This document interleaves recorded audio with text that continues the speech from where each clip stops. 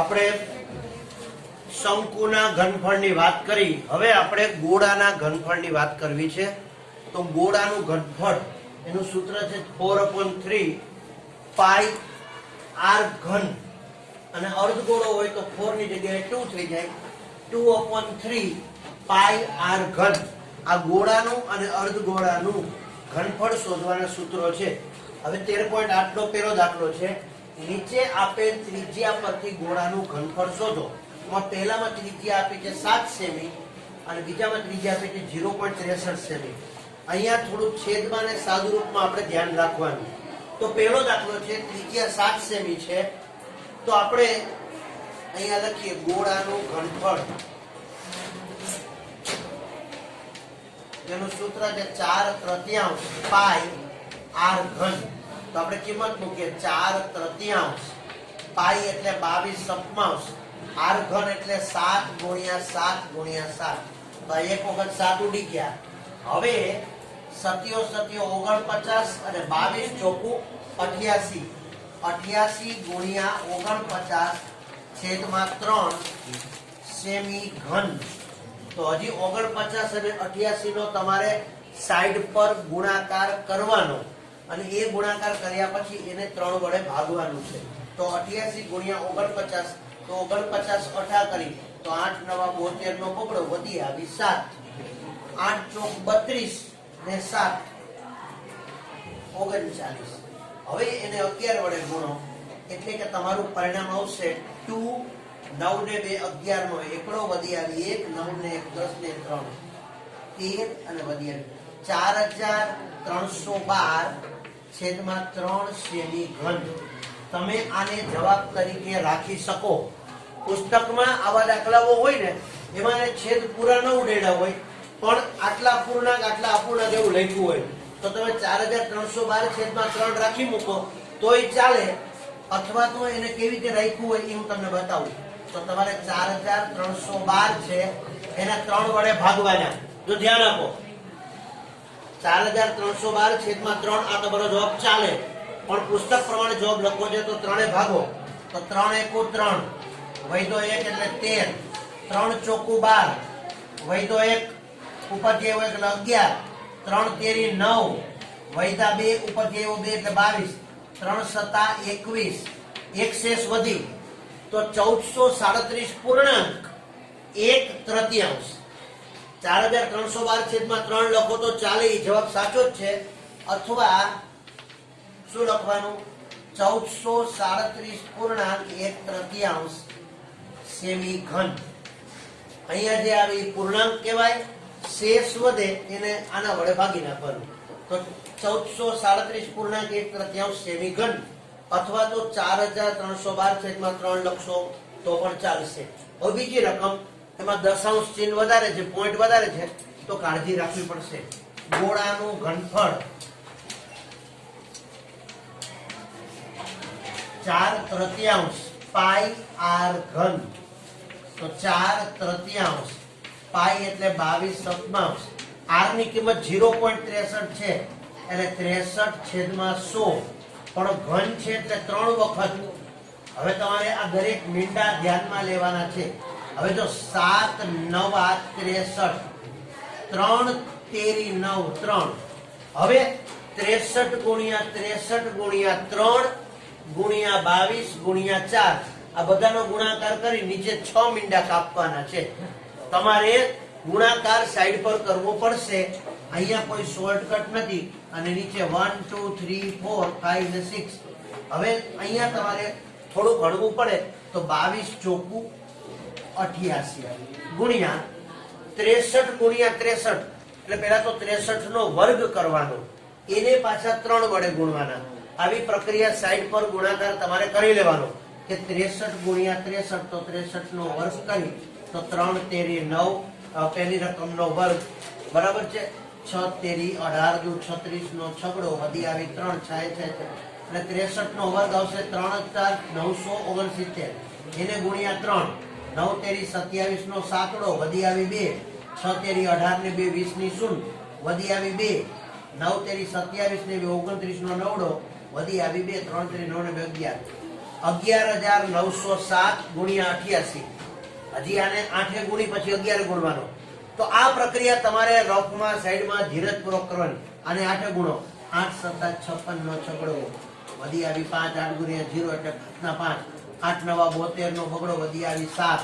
8 × 1 = 8. 8 ને 7 15 નો પાંચડો વધી આવી 1.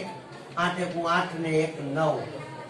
આને ગુણ્યા હજી 11 છે એટલે 6 ના 6. 6 ને 5 11 નો એકડો વધી 1. 5 ને 2 7 ને 1 8. 2 ને 5 7. 9 ને 5 14 નો ચોગડો વધી 1.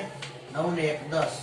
આના છેદમાં 6 મીંડા 1 2 3 4 5 અને 6. તો 1 પોઈન્ટ આટલું બધું આવે પછી આશરે કરી નાખાય તો 1.0. 4 પછી પોઈન્ટ પછી ત્રીજો આંકડો 5 થી મોટો હોય તો આમાં 1 ઉમેરી શકાય. એટલે 1.0478 16 નો લખાય. એટલે બદલે 1.04 ની બદલે શું કરી નાખાય 5. 1.05 સેમી ઘન કૌંસમાં લખાય આશરે. આ કિંમત કેવી આવી છે? આશરે. ચોક્કસ કિંમત તો શું આવી છે? 1.047816 સેમી ઘન. આ દાખલામાં તમારી કસોટી છે ગુણાકાર ભાગાકારની. કે અહીંયા તમે 63 ગુણ્યા 63 કર્યા એને 3 વડે ગુણ્યા. 63 ગુણ્યા 63 3969 એને ગુણ્યા 3 એટલે 95,256 અને એને ગુણ્યા 8 અને કરીને આપણે આખું કર્યું છે. તમે ચેક કરી લેજો. સારું, ભૂલ ચૂક લેવી જેવી લખી લેજો.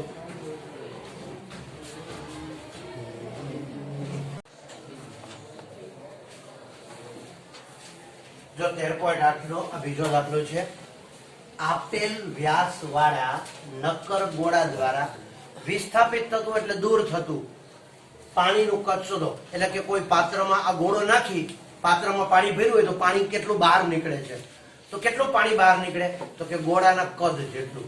કદ એટલે ઘનફળ. તો ગોળાનું ઘનફળ શોધવાનું છે. અને બંને વખતે ગોળાનો વ્યાસ આપ્યો છે. તો વ્યાસ આપ્યો હોય તો ત્રિજ્યા કેટલી થાય? વ્યાસ કરતા અડધી. તો અહીંયા પહેલામાં 28 સેમી વ્યાસ છે માટે ત્રિજ્યા થશે 14 સેમી. હવે 14 સેમી ત્રિજ્યા વાળા ગોળાનું ઘનફળ શોધવાનું છે. તો હવે લખી ગોળાનું ઘનફળ. ગોળાનું ઘનફળ એનું સૂત્ર છે 4/3 પાઈ r ઘન.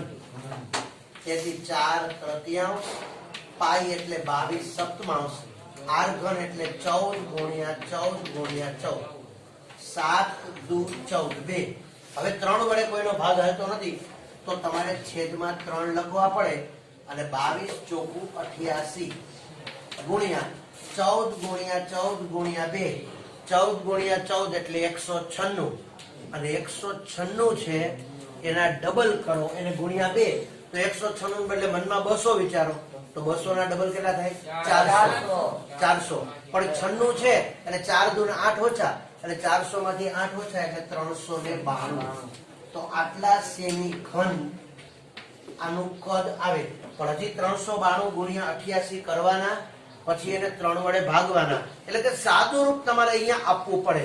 તો 392 ગુણ્યા 88 કરો તો પેલા એને 8 ગુણો તો 8 દુ 16 નો છગડો વધી આવી 1. 8 નવા 72 ને 73 નો તગડો વધી આવી 7. 8 તેરી 24 ને 7 31 36. હજી એને 11 ગુણવાના બાકી છે તો એને 11 ગુણો એટલે 6 ના 6 6 ને 3 9 3 ને 1 4 1 ને 3 4 અને 8 છેદમાં 3 એટલે કે 392 ગુણ્યા 88 તમે સાઈડ પર ગુણાકાર કરશો તેનો ગુણાકાર આવશે 34,496 ભાગ્યા 3. હવે આને 3 એ ભાગવાના છે તો આપણે ભાગ ચલાવી 3 × 1 = 3 પાછા 4 આવ્યા એટલે 3 × 1 = 3 વૈધો 1 એટલે 14 3 ચોકું 12 વૈધા 2 એટલે 29 બરાબર છે. તો 9 તેરી 27 વૈધા 2 એટલે 26 8 તેરી 24 વૈધા 2 અને છેદમાં શેષ 3 છે તો 2/3 એટલે 11,498 પૂર્ણાંક 2/3 સેમી ઘન. અને જો એને પોઈન્ટમાં રાખવું હોય તો 2 વધે છે તો કર્યા 20 એટલે 6 તેરી 18 6 6 6 આવે એટલે તમે આમ પણ લખી શકો કે 11,498.666 એટલે 0.67 સેમી ઘન. પણ સામાન્ય રીતે પુસ્તકમાં આ રીતે લખવાની પ્રેક્ટિસ છે. હવે બીજો દાખલો છે કે જેમાં ત્રિજ્યા 0.1 વ્યાસ 0.21 મીટર છે તો ત્રિજ્યા કેટલી થાય એના કરતા અડધી. તો r બરાબર 0.21 છેદમાં 2 એટલે આપણે આઈડિયા કરી 21 છેદમાં 2 અને પોઈન્ટ કાઢો છો એટલે 200 કારણ કે 0.21 છે ને એટલે 21 છેદમાં 100 અને 2 વડે ભાગો એટલે ત્રિજ્યા મળે તો 21 છેદમાં 200 મીટર. ફરીથી આ દાખલામાં પણ સાદું રૂપ તમારે ઘણું આપવું પડશે તો અહીં લખી ગોળાનું ઘનફળ બરાબર 4/3 પાઈ r ઘન. તો 4/3 પાઈ એટલે 22/7 r ઘન એટલે 21 છેદમાં 200 નો ઘન એટલે એને 3 વખત ગુણવાના. હવે સાદું રૂપમાં ચોકસાઈ જરૂરી છે તો જો 7 તેરી 21 3 અને 3 ઉડી ગયા એટલે હવે છેદમાં 200 200 અને 200 છે. અહીંયા પણ આપણે આઈડિયા કરી 200 200 અને 200 છે તો એમાં પણ આપણે આઈડિયા કરી કે અહીંયા કરી 2 દુ 4 100 દુ 200 2 અને 100 11 દુ 22 100 દુ 200 નીચે 100 100 અને 100 આવ્યા ઉપર 21 ગુણ્યા 21 ગુણ્યા 11 એટલે 11 ગુણ્યા 21 ગુણ્યા 21 એટલે 441 એને ગુણ્યા 11 છેદમાં 1 2 3 4 5 ને 6 મીંડા 1 2 3 4 5 ને 6. હવે 441 ગુણ્યા 11 1 4 ને 5 4 ને 4 8 4 ના 4 4851 છેદમાં 6 મીંડા છે એટલે પોઈન્ટ કાપી તો આપણે કરી 1 2 3 4 5 અને 6 અહીં આગળ 0 લખી તો 0.004851 મીટર ઘન આ એનો જવાબ થાય. અથવા તો તમે આમ પણ રાખી શકો આનો ગુણાકાર કરી 4851 છેદમાં 1 2 3 4 5 ને 6 મીંડા મીટર ઘન. પણ 6 મીંડા છે તો પોઈન્ટ કાપી લે તો 0.004851 મીટર ઘન આનો જવાબ થશે. તમે લખી લો.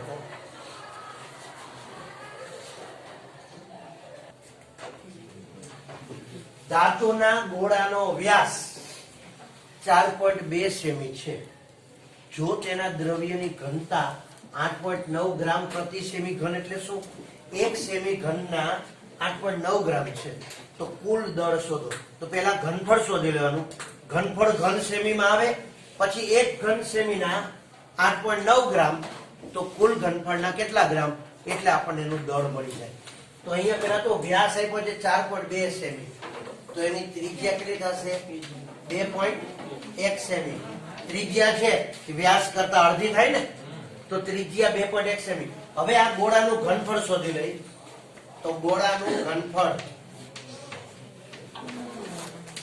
4/3 પાઈ r ઘન 4/3 પાઈ એટલે 22/7 r ઘન એટલે 2.1 એટલે 21 ગુણ્યા 21 ગુણ્યા 21 કારણ કે ઘનફળ છે એટલે 3 વખત 7 તેરી 21 3 અને 3 ઉડી ગયા.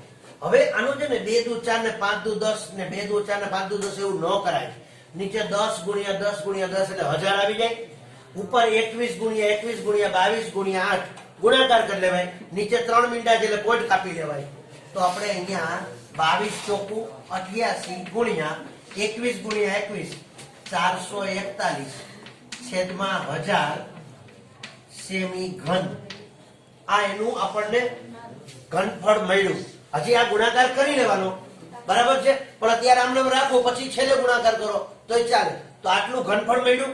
હવે એમ કીધું કે 1 સેમી ઘનનું વજન કેટલું છે 8.9 ગ્રામ તો આટલા સેમી ઘનનું વજન કેટલું થાય પછી આપણે એનું સાદું રૂપ આપવાનું. તો એ ગુણાકાર છે. જો 1 સેમી ઘન નું દળ 8.9 ગ્રામ છે તો 88 ગુણ્યા 441 છેદમાં 1000 સેમી ઘનનું દળ કેટલું થાય? તો આને ગુણે એટલે 88 ગુણ્યા 441 ગુણ્યા 8.9 બરાબર. નીચે 1000 અને 8.9 નું એક પોઈન્ટ કાઢો એટલે નીચે પાછા 10. હવે તમારે 441 ગુણ્યા 88 ગુણ્યા 89 આ ત્રણેયનો ગુણાકાર સાઈડમાં રફમાં કરવો પડે અને પછી એના 4 મીંડા વડે કાપવું પડે. તો અહીંયા પેલા 441 ગુણ્યા 88 આ ગુણાકાર કરી. તમારે ગુણાકાર કરવો જ પડશે, આમાં કોઈ શોર્ટકટ નથી બરાબર. સરળતા ખાતર તમે એ ગુણાકાર રફમાં કરી લ્યો કે 441 ગુણ્યા 88 ગુણ્યા 89. હું તમને એનો ગુણાકાર આપણો સમય બચે એટલે ડાયરેક્ટ મૂકું છું, પણ તમે એનો ગુણાકાર એ રીતે કરી શકો. 88 ગુણ્યા 441 ગુણ્યા 89 આનો ગુણાકાર આપણે કરશું એટલે એ ગુણાકાર આપણને જે મળશે એ આશરે મળશે આપણને બરાબર છે. ત્રીજો દાખલો છે ને, નાનો ગુણાકાર આવશે 345 39. પણ તમારે આશરે છે, તમારે ગુણાકાર કરવો પડશે હજી, એટલે એવું લાગે તો ગુણાકાર આપણે સાઈડ પર કરી દઈએ. તો 88 ગુણ્યા 441 બરાબર, એનો ગુણાકાર કરશો એટલે 345 પોઈન્ટ આશરે લઈ છે 39 ગ્રામ આશરે આવો જવાબ તમને મળશે. પણ જો ન સમજાય તો શું કરવાનું છે? આ ગુણાકાર કરી લેવાનો. અત્યારે ભલે આપણે જવાબ લખો અને પછી નીચે 4 મીંડા કાપવાના છે બરાબર. તો 88 ગુણ્યા 441 આપણે એનો પેલા ગુણાકાર કરી તો 8 એકું 8 8 ચોક 32 નો બગડો વધી આવી 3 8 ચોક 32 ને 3 35 આને ગુણ્યા 11 છે એટલે 8 8 ને 2 10 ની શૂન વધી 1 5 ને 2 7 ને 1 8 5 ને 3 8 અને 3 ના 3 એટલે આ બેનો ગુણાકાર આવ્યો 38808.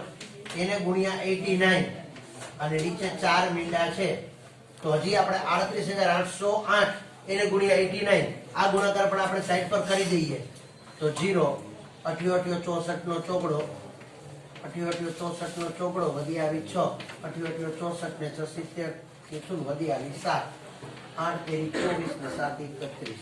હજી આનો 9 ગુણી 8 9 72 8 9 72 નો બગડો વધી આવી 7 8 9 72 ને 79 વધી આવી 7 9 તેરી 27 ને 7 34. એટલે કે આનો ગુણાકાર કરશું તો 2 7 ને 4 11 નો એકડો વધી 1 6 ને 2 8 ને 9 9 ને 4 13 નો તગડો વધી 1 4 ને 5 3 ને 4 આટલો આવે.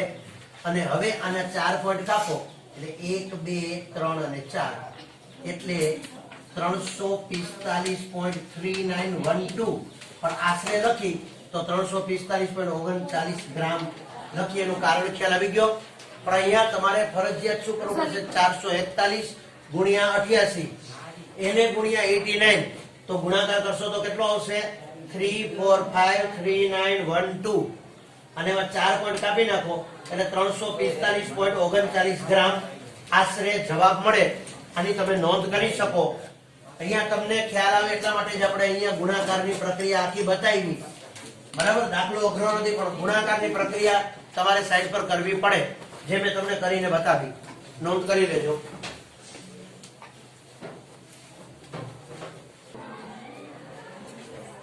જો ચોથી રકમ છે, પહેલા તો રકમને 2 વખત સાંભળીએ.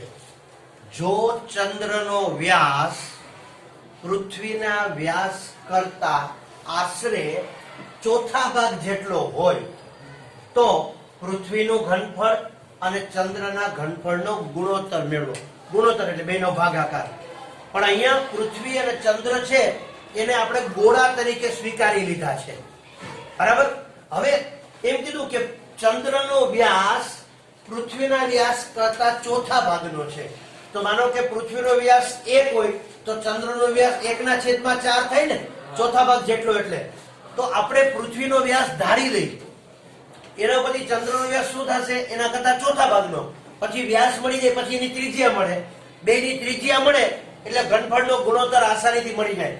હવે આપણી પાસે તક છે કે પૃથ્વીનો વ્યાસ એવો ધારો કે એનો ચોથો ભાગ કરી શકાય તો ચંદ્રનો વ્યાસ આપણે પૂર્ણાંકમાં મળે. હવે પૃથ્વીનો વ્યાસ તમે x ધારો તો ચંદ્રનો વ્યાસ x ના છેદમાં 4 થાય. ચોથા ભાગનો એટલે x ના છેદમાં 4 થાય. પણ તમે એક કામ ન કરી શકો કે પૃથ્વીનો વ્યાસ છે ધારો કે 4x છે, તો ચંદ્રનો વ્યાસ કેટલો થાય? x. તો હેરું પડે ને. હવે એનો વ્યાસ x હોય તો ત્રિજ્યા એના કરતા પછી અડધી હોય. તો પૃથ્વીનો વ્યાસ 4x હોય તો પૃથ્વીની ત્રિજ્યા 2x થાય. ચંદ્રનો વ્યાસ x હોય તો ચંદ્રની ત્રિજ્યા x ના છેદમાં 2 થાય. હજી છેદમાં 2 નથી ગમતા તો પૃથ્વીના વ્યાસને 8x ધારી લ્યો. જો કેટલું સહેલું થઈ જાય.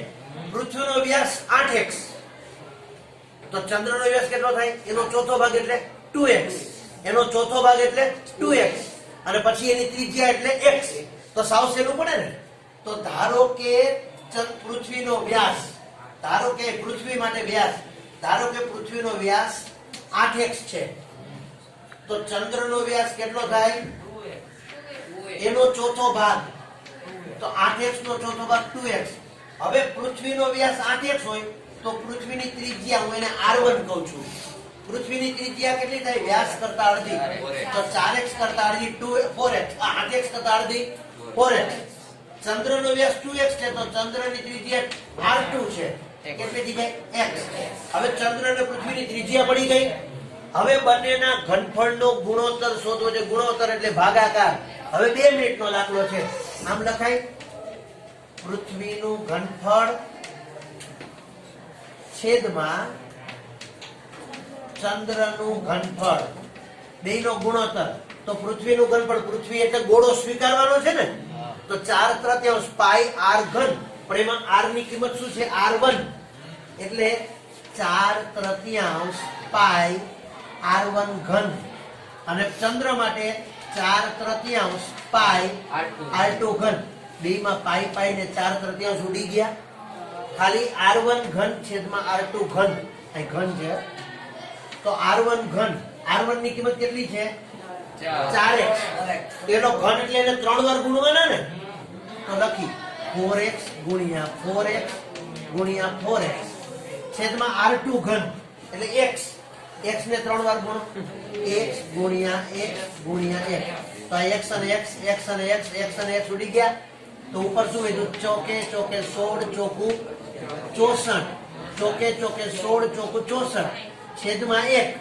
એટલે કે પૃથ્વીનું ઘનફળ અને ચંદ્રના ઘનફળનો ગુણોત્તર 64/1. એટલે કે 64/1 થાય. હવે તમે માપ ગમે તે લ્યો, જવાબ તો 64/1 જ આવે. હવે તમે જો અહીંયા 2 મિનિટ ખાલી ધ્યાન રાખજો. આપણે ખાલી સાઈડમાં રફમાં બતાવશું. અહીંયા માનો કે પૃથ્વીનો વ્યાસ તમે x ધાર્યો હોત તો ચંદ્રનો વ્યાસ શું આવત? x ના છેદમાં 2. તો પૃથ્વીની ત્રિજ્યા શું આવત? x વ્યાસ હોય તો x ના છેદમાં 2 અને ચંદ્રની ત્રિજ્યા x ના છેદમાં 2 ના પાછા અડધા એટલે x ના છેદમાં 4. અને એવી કિંમતો તમે અહીંયા મૂકો. બેયના ઘનફળનો ગુણોત્તરમાં 4/3 પાઈ 4/3 પાઈ તો ઉડી જ જવાના છે. r1 ઘન છેદમાં r2 ઘન. હવે માનો કે પૃથ્વીની ત્રિજ્યા x ના છેદમાં 2 છે, તેનો ઘન કરી તો x ઘન છેદમાં 2 દુ 4 દુ 8. અને ચંદ્ર છે તેની ત્રિજ્યા x ના છેદમાં 4 છે તો x ઘન અને છેદમાં 4 નો ઘન. બરાબર. અને એ તમે મૂકો અને પછી તમે સાદું રૂપ આપો તો પણ તમારો દાખલો થાય. પણ આપણે એ લેવલે ચર્ચામાં પડવાની જરૂર નથી. તમારી ધારણા જ એવી કરો કે પૃથ્વીનો વ્યાસ કરતા ચંદ્રનો વ્યાસ ચોથા ભાગનો છે તો પૃથ્વીનો વ્યાસ 4 ગણો ધારી લ્યો. તો 4x ધારો તો ચંદ્રનો વ્યાસ x આવે પણ ત્રિજ્યા પછી x ના છેદમાં 2 આવે. આપણે અપૂર્ણાંક જોતા નથી. તો પૃથ્વીનો વ્યાસ શું ધારી લીધો આપણે? 8x. તો ચંદ્રનો વ્યાસ 2x. પૃથ્વીનો વ્યાસ 8x અને ત્રિજ્યા 4x. ચંદ્રનો વ્યાસ 2x અને ત્રિજ્યા x. હવે અહીંયા કિંમત મૂકી દો. બંનેના ઘનફળનો ગુણોત્તર 4/3 પાઈ 4/3 પાઈ ઉડી ગયા. r1 ઘન છેદમાં r2 ઘન. 4x ગુણ્યા 4x ગુણ્યા 4x. નીચે x ગુણ્યા x ગુણ્યા x. બેયમાં x ઉડી ગયા. ચોકે ચોકે 16 ચોકું 64/1 એટલે 64/1 લખી દો.